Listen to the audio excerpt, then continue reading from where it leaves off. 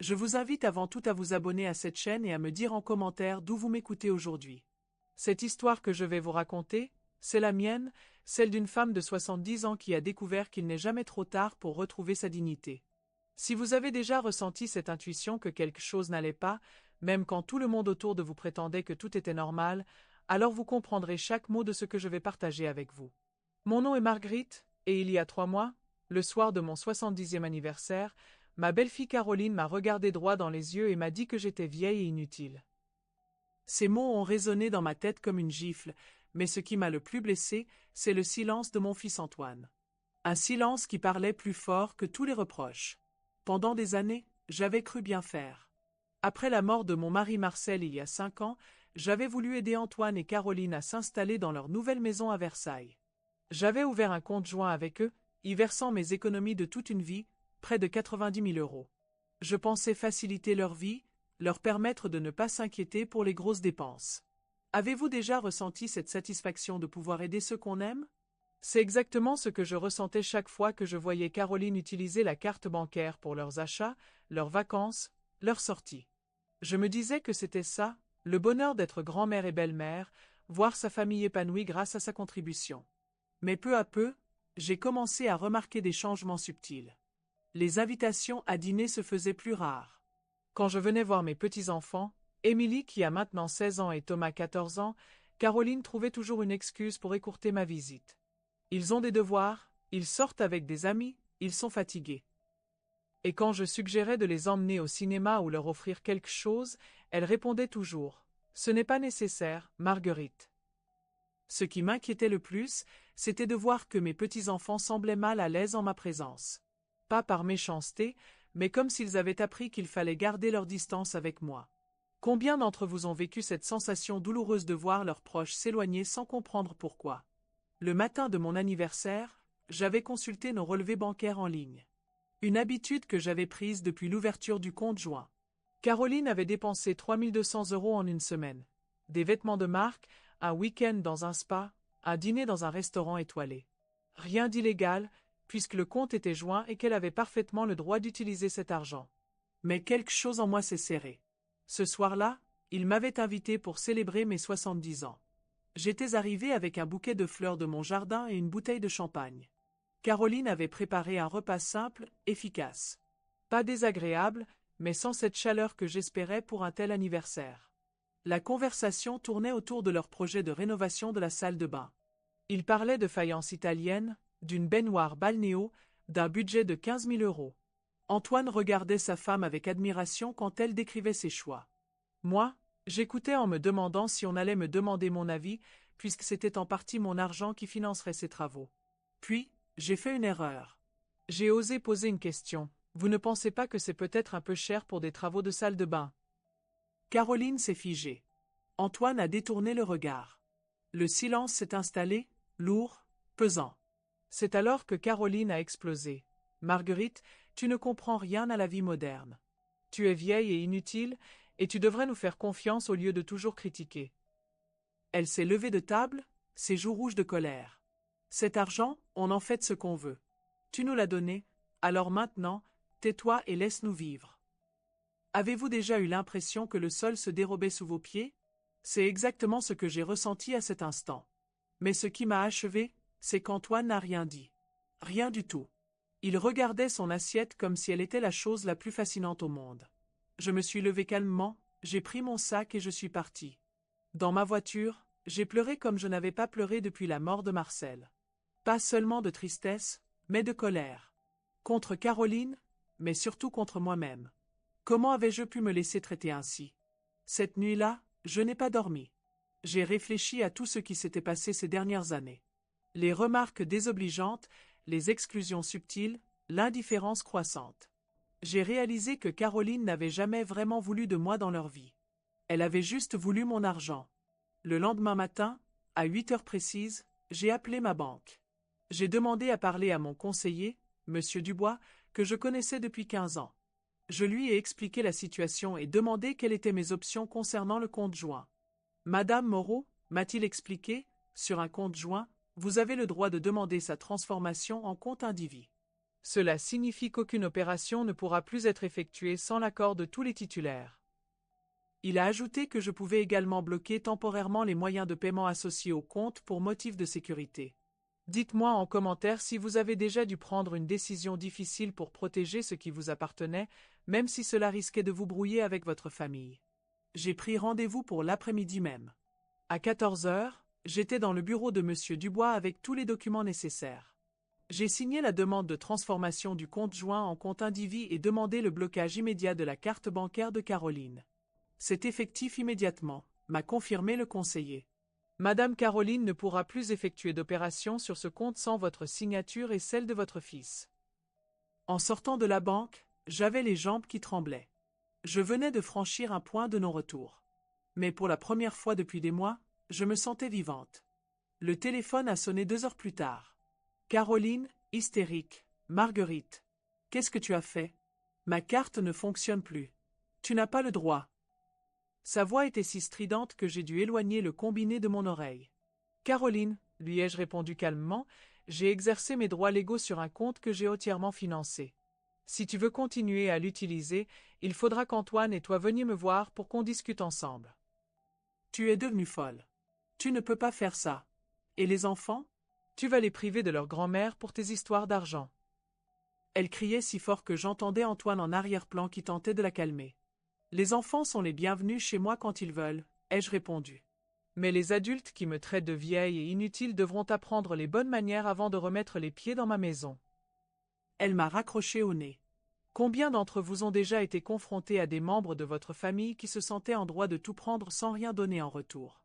Les jours suivants ont été difficiles. Le silence radio d'Antoine me faisait mal.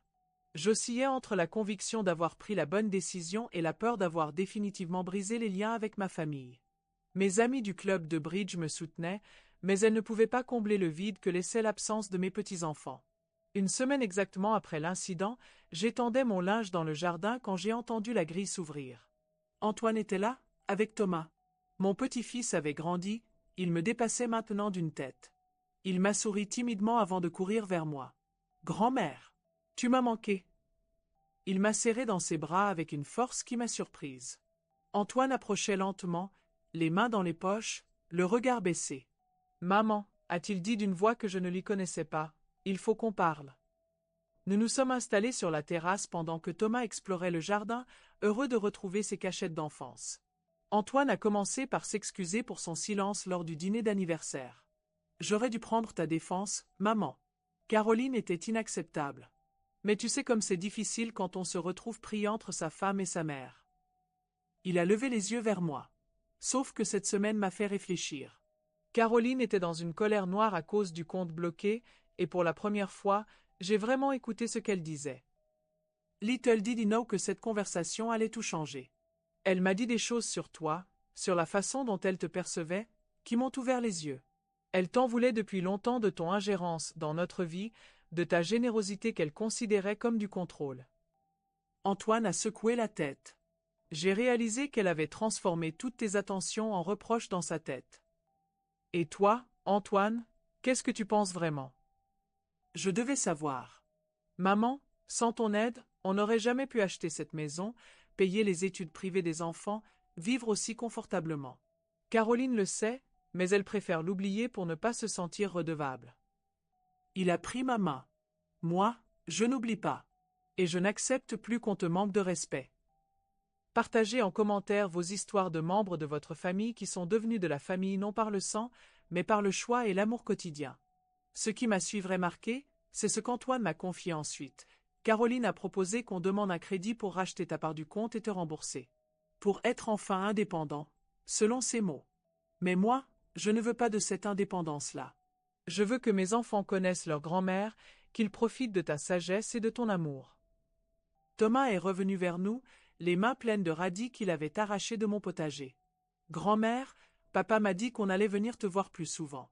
C'est vrai? » L'espoir dans ses yeux m'a réchauffé le cœur. « Oui, mon chéri.